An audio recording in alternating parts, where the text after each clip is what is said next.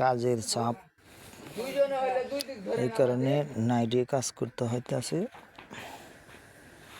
ধুমা উঠতেছে। কলম কলম রেডি করতেছে, বেসের কলম।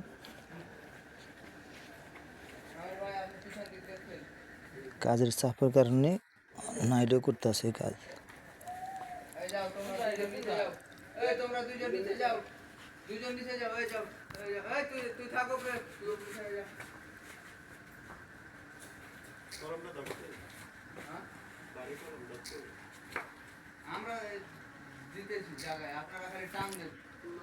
মুসও প্রচুর পরিমাণ কলম নামাইতেছে।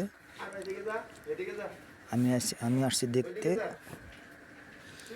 আর কাজ করতেছি। আমি দেখতে আসলাম।